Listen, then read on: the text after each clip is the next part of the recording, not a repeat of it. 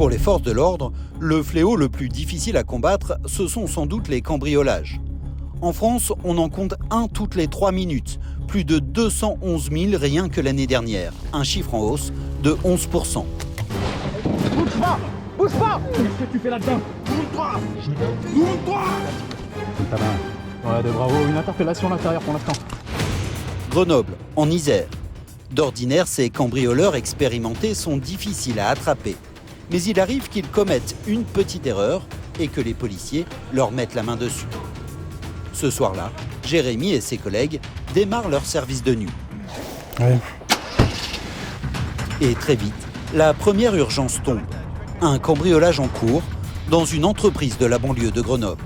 On a 3 individus, dont un avec un survêtement pantalon noir et haut noir avec des bandes jaunes, et un individu qui vient de se diriger vers le parking derrière la mosquée. Ouais, ils ont commencé à commettre quelque chose là? Ouais, affirmatif, hein, la requérante les voyait, apparemment ils étaient à l'intérieur. Pas reçu. Jérémy a peut-être l'occasion de mettre la main sur une équipe de cambrioleurs. Une occasion rare qu'il n'a pas l'intention de manquer. Et là, on est vraiment pas loin, donc on va y aller. Là. Le problème, c'est qu'on n'a pas la configuration exacte des lieux, donc faut pas qu'on se fasse remarquer. Il y a un individu qui est parti derrière le parking de la mosquée, et il y avait un deuxième individu qui est entré à l'intérieur et la requérante l'a pas vu sortir. Ah, vas-y, go, go, go, go. Faut y aller, là. Et la porte est encore ouverte.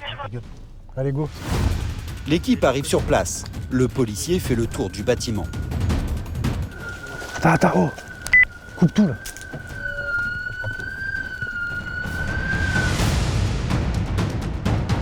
Un détail attire son attention. La clôture a été enfoncée. Les voleurs sont probablement passés par là. Jérémy avance prudemment et soudain, il tombe sur un intrus. Bouge pas! Bouge pas! Qu'est-ce que tu fais là-dedans? Tourne-toi!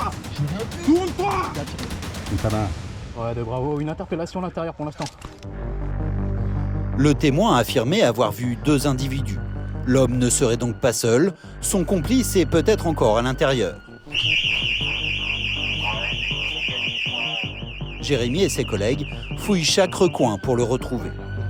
Et vous êtes venus à 2 du coup là? Non, t'es pas venu tout seul. Arrête de mentir. Tu voulais récupérer quoi ici? C'était de la merde. Y a-t-il un deuxième homme? En tout cas, le bâtiment est vide. Allez, viens t'asseoir. Ce que recherchaient les voleurs, ce sont ces mallettes oranges, de l'outillage professionnel, très facile à revendre sur les sites de revente entre particuliers.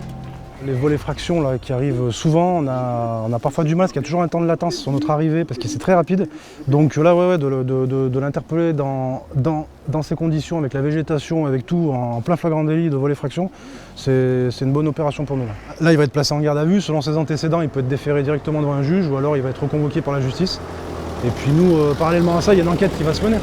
Par rapport à cette enquête, on verra s'il y a des complices habituels, etc. Donc on va voir comment ça va se dérouler. Pour vol avec effraction, l'homme risque jusqu'à 5 ans de prison et 75 000 € d'amende. Au commissariat, Jérémy l'interroge pour démasquer un éventuel réseau de revente ou des complices. T'as consommé beaucoup d'alcool ou pas? Comment? Non mais à peu près, t'as bu quoi? Non mais tu sais rien. Alors pourquoi t'as fait ça? Tu sais bien quand même. Non mais t'étais pas parti de chez toi à 2h du matin? Non mais toi tu sors de chez toi à 2h du matin, tu sais pas pourquoi tu casses une porte et voles du matériel. T'avais envie de revendre, t'avais besoin d'argent.